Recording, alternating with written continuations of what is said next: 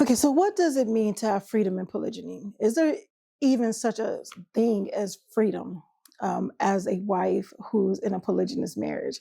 See, it goes to a point, or there comes a point when you hear so many different things, and a lot of the different things you hear are that it's oppressive or it's only for the men and different things like that. I'm not going to get into all of that here in this video, but I do want to have a conversation, and I have my notes because I wanted to talk about what it really takes to have true freedom in polygyny while you're in a polygynous marriage. And this is for those who are really open to knowing what that really looks like, because it's not always what you think it is. And if you're so close-minded or you're in a particular part in your life that you don't want to hear it, no matter what I say, it's not going to make a difference. Okay. So this is for the people who are open to listening to it and really want to know what that actually looks like and hear these different types of perspectives. Now, we're open for conversation. Definitely, put your comments and everything else in the chat, but be respectful, because I have no problem, and we have no problem at OPR, by blocking you. So you can be blocked and unblessed, okay?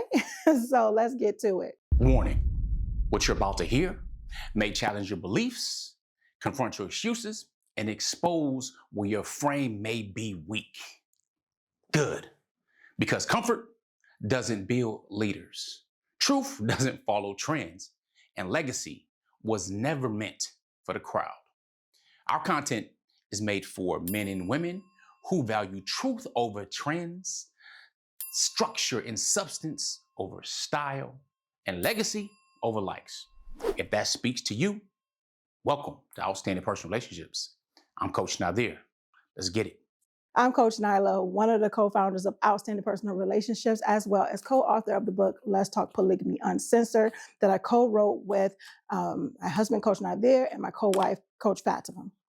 And I want to get into understanding, and I always have this viewpoint about this freedom type thing. And when I think about freedom, I think about being able to do what you want to do and things as far as that, being able to do what you want to do, live the way you want to live. No one can tell you what to do. That was my mindset of what that actually looked like. However, I go into, in a number of my videos, a book that I've been reading called The Courage to Be Disliked. And my idea of having a sense of freedom is having that courage.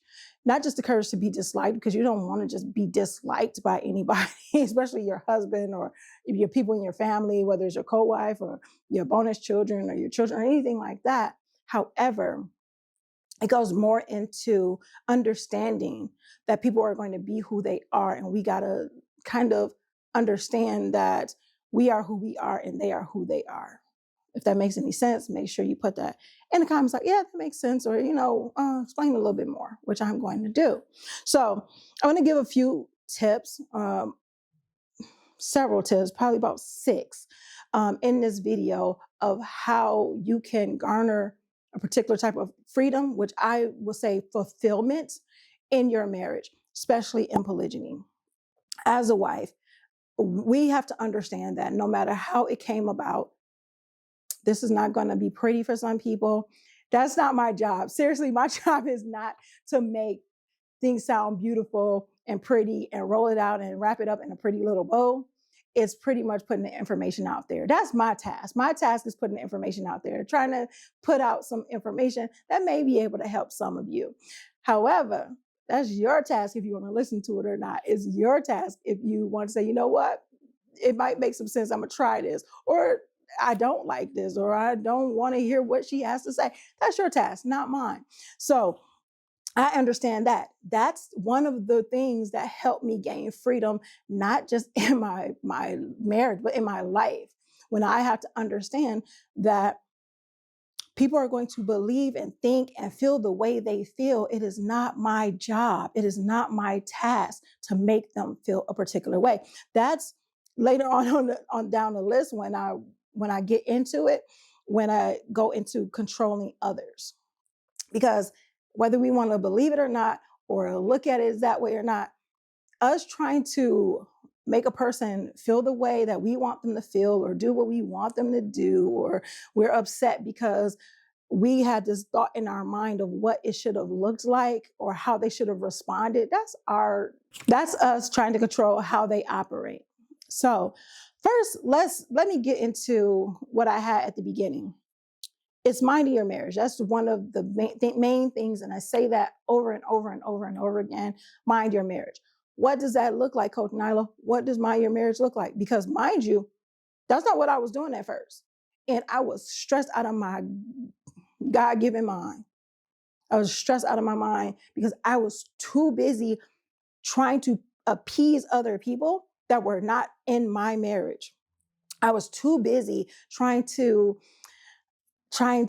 make everything seem all nice and cozy and hunky-dory and everything like that. And I was like, you know what? As long as I do it this way, as long as I make everybody happy, if I focus on everybody else, it's going to be okay. My co-wife won't be upset with me. My husband won't be stressed out. My kids would, be at peace, and my mom wouldn't see it as like I don't even know if I want to say a disgrace or something, like some words that she used to use before she had to come to terms and understand, like, okay, well, this is a different form. Was like, it wouldn't be me. I can't see myself. It was certain things that were kind of what I felt like little side comments or slide remarks. And it made me feel a way, not because I was embarrassed about being married to a married man. It was because of what other people thought of me. And I did not want people to think a particular way. And I'm so focused on everybody else that I wasn't focusing on building, nurturing, and minding my marriage. So like I said, what does that mean? That's pretty much focusing on your marriage, building that trust, building that bond, building, that life together, regardless of what order you came in and how long later or how long before you came into the marriage, or your marriage started. So mind your marriage. What do you do? Not compare yourself to your co-wife. You're not comparing yourself to other marriages out there. Because sometimes people can be on the outside looking in, and they think everything is just a pretty little picture, and they don't know what actually is going on behind closed doors. And they're like, well, I wish it was like that. I wish I was like that. We're going to take Will and Jada, for example. So many people were like, oh, their goals years ago. And then a lot of that stuff started coming out, and people were like, ooh, okay. Nope, not goals anymore for us. And there's been a number of celebrity relationships that have been that way. Because people are too busy looking at the highlight reel instead of looking at the big picture. But sometimes that's a lot of times not, or all the time, I'll say, that's not your task, to just be looking at somebody else's life and wishing that your life looked like theirs, or your marriage looked like theirs, your relationships look like theirs. Or you're so invested in someone else's life, in someone else's marriage, in someone else's relationships. Then that's where the comparison lies. Instead of saying, you know what? Okay, if they are doing something that I like, or it looks this way, what are they doing to allow to have this? Because maybe that can help, instead of I wish it was like this, or I wish I can have that. And sometimes my question is like, is it really like that? Not to question what it really looks like, but I've seen it time and time again. I'm the type of person, like, I'm not a great actress. I'm telling people I'm not a great actress. I don't play fake very well, and I don't play fake for the camera.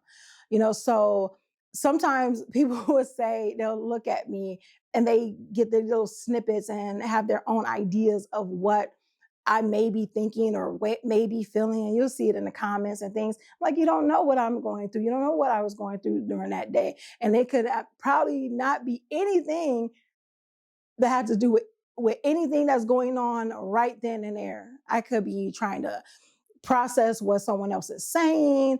I could possibly be like, you know what, I am hurting right now, or you know what, I want to get this out because it's some good information, but I don't want to forget what I'm trying to say. So a number of different things, but the look may give something else. However, that used to bother me. And when that used to bother me, it's like, okay, I'm not focusing on what's going on. I'm not focusing on what the task at hand is. I'm worrying too much about what other people think. And that's how that goes into the minding your marriage. When you're too focused on what other people think, and that takes your freedom away. It takes your freedom away, because your freedom is like, you know what you think is what you think. What I know is what I know. And I'm going to continue to work on what's on the inside.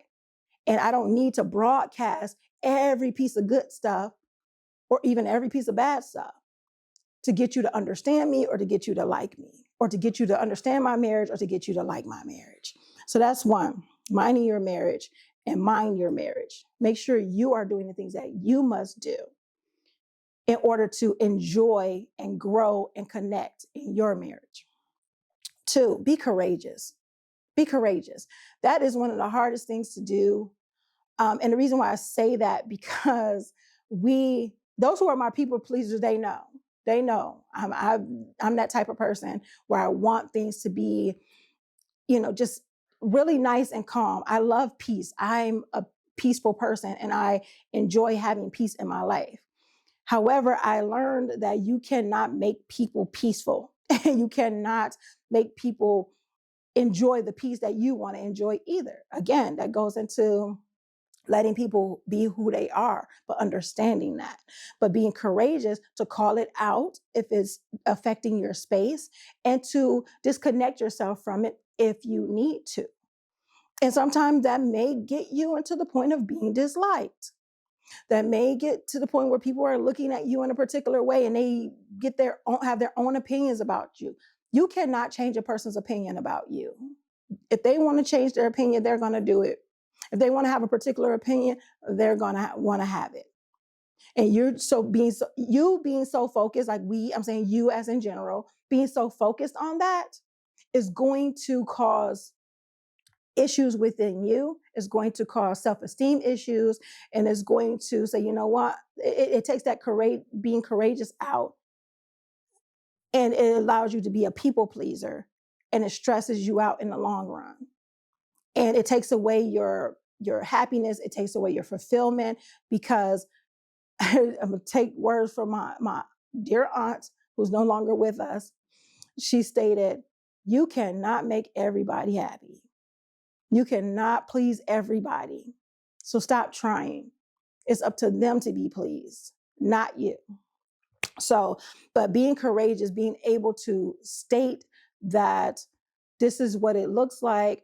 I've learned to have courageous conversations, and actually state how I feel about particular things, and try to get clarity about certain things.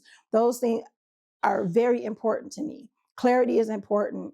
Being able to be honest about things are important. It's been told, and I've been hearing this a lot, where they say women love a pretty lie will prefer a pretty lie over the ugly truth. And honey, I'm gonna tell you, I prefer the ugly truth. I prefer the ugly truth. Why do I'm not stating that everybody got to be like me, and and some people are like, no, you don't. You would rather have no, I'd rather have the ugly truth, because then I know if there's something I need to work on. I need to know if this is somebody I need to be around or not be around. I have my clarity, and then I can make the decision, and I can make the choice. Do not lie to me. Do not lie to me. If I ask you a question, I want the answer. I was told, do I want to say decades? Do I dare say decades ago? By someone who told me, do not ask the question if you don't want the answer. And that, from then on, I said, you know what? That's great advice. I did not like it at the time it was given to me. However, when it was, I said, you know what? I like that advice, and I'm going to use it, and I'm going to utilize it. Now, that's why I don't like to get compared with others, because people would be like, okay, well, women in general would prefer the ugly lie. So they think, well, since women prefer ugly lie, then it's okay to lie to her. No, I don't. And sometimes people are not courageous enough to deal with the result of what that may look like, or what's the word I'm looking for, or the reaction to what that may look like. Now, the ugly truth to me may cause me to get defensive. I could be in a particular state of mind where I'm not as mature, and it may upset me, or it's going to upset me and I am mature, but I deal with it in a different way. Real quick, if somewhere in this video you thought, she's talking about me, it's okay. I would like for you to sit with that for a bit, because so many women in polygyny are holding it together on the outside and they're falling apart on the inside. I know that. I was there. You don't have to stay there. I put everything I know about going through and growing through that season into 3 books. And the Women's Polygamy book bundle contains those books that are designed to help you find your center, to stop the comparison spiral, and start showing up in your marriage from a place of strength instead of survival. Make sure you get your bundle at growwithcoachnyla.com. Or it may make me teary-eyed, it may make me sad, it may make me question a few things. However, I still prefer the ugly truth because I can respect the person and I can make the choice myself. I can sit and think about it, I can ponder it, all these other things. I'm like, do not pacify me. That's who I am. So that being courageous, if I'm trying to be courageous and I'm working on being courageous, I want the other person to be as courageous, or I want them to be courageous too. Be courageous to be yourself, say your piece, say what you want, say what you need to say. It's up to me on how I take it. Just like when I say certain things, I'm like, I was too busy worrying about how other people would take it. So I'm pacifying, or I'm overthinking of how it should be said. I don't know what that person is going to do and how they're going to take it. I'm not in their head. I'm not in their body. So I want you guys to understand that and think about that when you guys are speaking your piece or letting people know how they may have made you feel, because those opening up those topics in your conversation and in your relationships will get you to understand each other more if you're open to that. So the next one, be your best self for you. Be your best self for you. And in turn, it will attract the people who you need and who deserve and who is supposed to be in your life and in your space. Being your best you, not just, oh, this is who I am, so they need to take it and this is what needs to be done. No, being your best you. What does your best self look like? And that usually happens when you're consistently in personal development. When you're doing the affirmations, when you're working on your body, when you're working on your health, when you're working on your wellness, when you're working on your mindset, when you're not placing blame and pointing fingers, when you're taking responsibility, that's you showing up as your best self. And that's way more beneficial for you, because then you know the true you and you can enjoy life and you can go through things even in the midst of chaos, because you know how to handle it. And you know that, okay, well, you know what? To be expected. Because everything is not just peaches and cream. It's not a pretty little bow. It's not wrapped up in a pretty little bow. It's what it is. So being able to be your best self for you. And inshallah, God willing, that bleeds into everything. Bleeds, I guess. So it spills in, just trickles over everything to everything else around you. And who's supposed to be around you will, and who not, they will find their way out. You understand that the people who need to be around you, who are going to be around you, are going to be those. And sometimes we're so afraid of losing the people that don't need to be in our lives anyway. Now, one of two things happen. They will leave, or they will change themselves because they want to get better. Or they say, you know what, this is how we operate together and this works. And it's not because you changed them, it's because they did. So it goes into the next one. Love because it's who you are, not because you want it to be kind of this type of trophy or this type of accolade that you get, or this is something that you can hold over somebody afterwards. Like, okay, I did this for you. I expect you to do this for me. Love because it's who you are. And that goes into the be courageous part, because sometimes it's scary. It's scary to put that love out there. It's scary to be like, okay, well, I'm going to tell this person that I love them. Even if it's like anybody, it could be your bonus children. If you have bonus children, it could be your co-wife. It can be even your husband. It could be different people in your life where you're like, do I say it? Do I dare say it? Do I dare show it? Because what if they don't love me back? Or what if they treat me this way? I've been doing that. I've done that so long that I'm like, why? And wondering why I'm flaring up. Why? Wondering why I'm stressed out. Wondering why I'm so tired and drained. Because I'm allowing other people to control my emotions, my feelings, my value, instead of stating that I'm being the best me for me and I'm loving because that's what I want to do and that's who I am. Regardless of how you take it. You take it, great. You don't take it, that's on you, not me. However, I know that if you don't take it or you treat me a certain way or you do these different things and you take it for granted, I still have the choice. I have the choice to keep doing that for you or not. That's my choice. So I can't blame you for the choices that I make. And I go into that even when it comes to being in polygyny. The way, no matter how we've gotten in it, if we're still in it and we're still, whether it's enduring it, whether it's growing through it, whether it's, learning from it or whatever the case may be, and we're still in it, we made the choice. And yes, it could be saying this the lesser of two evils, so to speak, in our minds. And if that's what it is, it's still a choice regardless. It's still a choice regardless.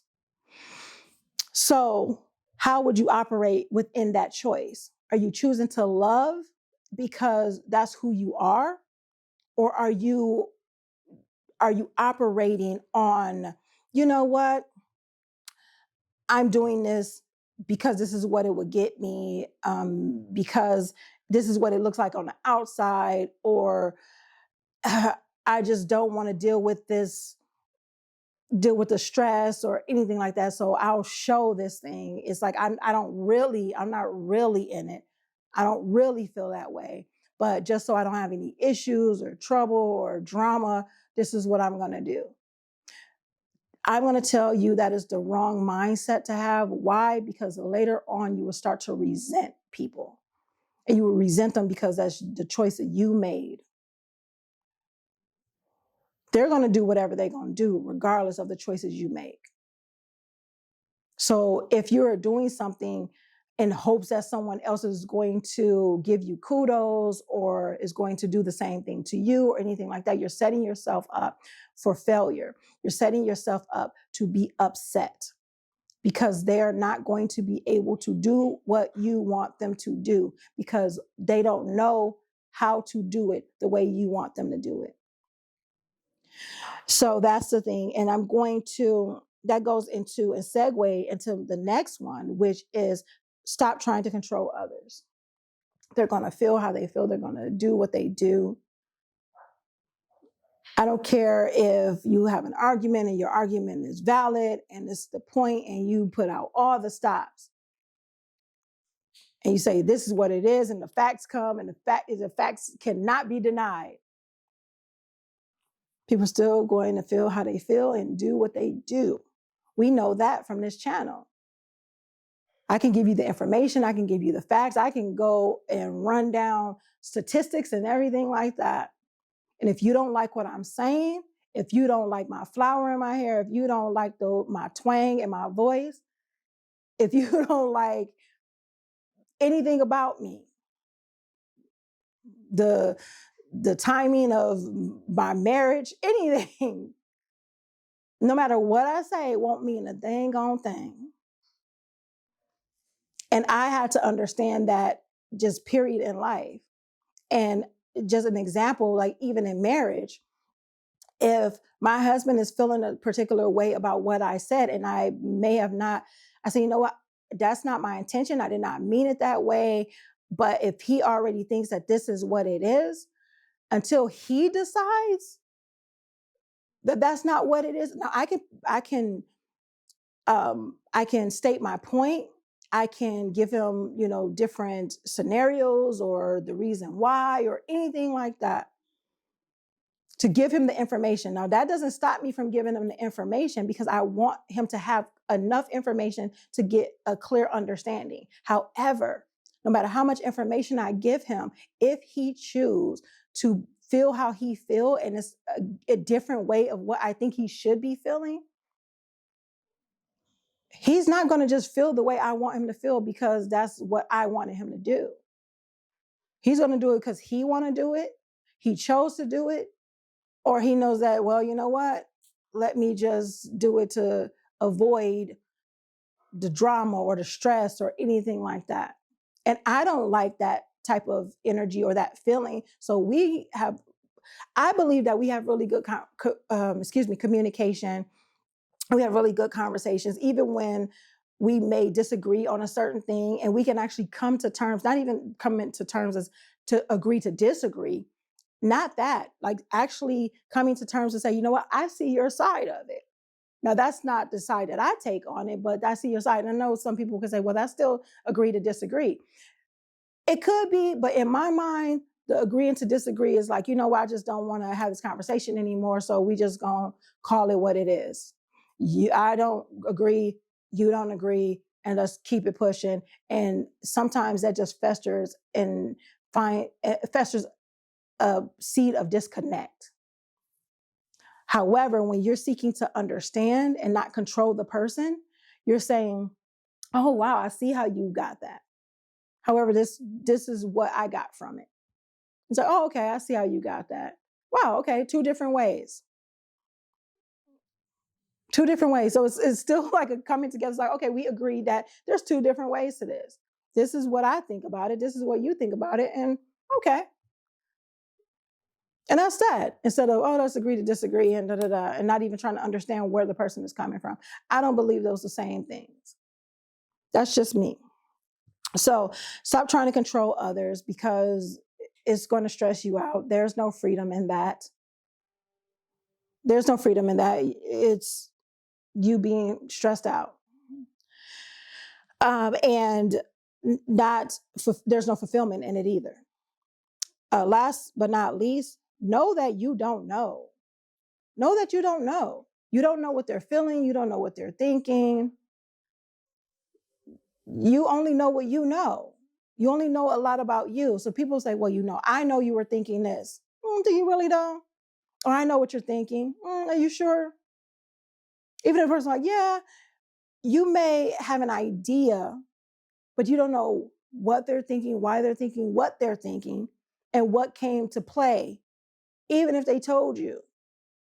Even if they told you. What does that mean? Well, it means that how certain things may have made them feel or triggered them or anything like that, you don't really understand that. And I'm going to say you don't understand it because we feel things differently. My son can feel a particular way about something, and I'm like, that's not a big deal. My older son will say, oh, it's not that serious. And I'm like, you're just dismissing, the thing. And if I say the same thing and I'm like, oh, I'm just dismissing it, instead of realizing, you know what? I don't know how you feel. Like, I don't know what it is to be a man. I would never know how it is to be a man, a husband, a father, a man in polygyny. I would never, ever know how that feels. However, I can look and see what my husband is doing. I can try to be observant to things that he say, even if it's just picking out some of the pieces and then asking for clarity. However, I don't know what that feels like. I got a bunch of boys, and I tell them, I'm like, I don't know what that feels like. I would never know what it feels like to go through puberty as a guy and what that looks like. or to hear things, your mom telling you what to do or certain things like that. A woman I don't know what that feels like as a guy, but I do try to seek first to understand, then to be understood, even when it comes to my children. So that being said, I know that I don't know, and I try to seek clarity on that as much as I possibly can and allow people to be who they are. You may be able to help them and guide them along the way, but when it comes to your peace, your freedom, your fulfillment, is working on you. And it goes into that being your best self for you. And everything else will follow, because you're going to attract the things that you need, and you're going to attract that peace, that fulfillment, that freedom, as well as being courageous. Because understand that everything is not going to be the best. That's not for this life. Everything is not going to be peaches and cream. Everybody is not going to like you. Hey, take it from me, I already know. And that's okay. That's okay. I realize that that's okay. When I was able to just be courageous enough and realize that I'm not for everybody and everybody's not for me. And it's okay for me not to try to control how other people see me. It allowed me so much fulfillment. And I had to realize that when you are at peace and when you are working on your best self for you, that you're going to, and I told you before how you're going to just attract those other things, attract what you need to have in your life. And people are just going to adjust, or they're going to leave, but they're going to do the things because they feel like it and they want, because they feel like it and because they want to. So I hope you got some really good information from this, because I just think about the different things that I talk about. And I love having these conversations. I love being able to give this information. And when I'm learning new things, sharing it with you. I hope you guys are sharing this too. Share, because sharing is caring.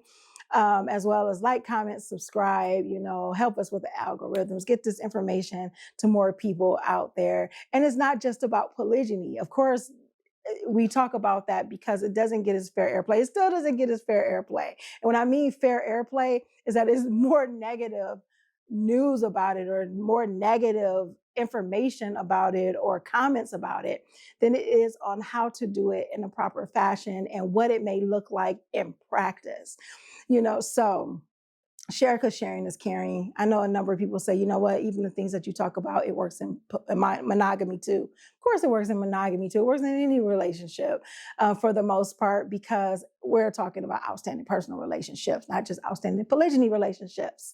So, however, like I said, that's what we focus on for the most part, because we need to help others who don't know, who practice this lifestyle, who practice this form of marriage, who are looking for the proper way to do it, and to look for help in the difficult times and the trying times, and realizing like, oh my gosh, this is normal. This is normal for me to feel this way. Okay, now how do I deal with it so I can have some peace and fulfillment and some freedom in my life? So inshallah, this actually helped. So I look forward to seeing you in the next one. Make sure you are growing intentionally, loving fearlessly, and connecting on a higher level every single day. I'm your coach, Coach Nyla, and I'll see you in the next one. Assalamu alaikum. Peace.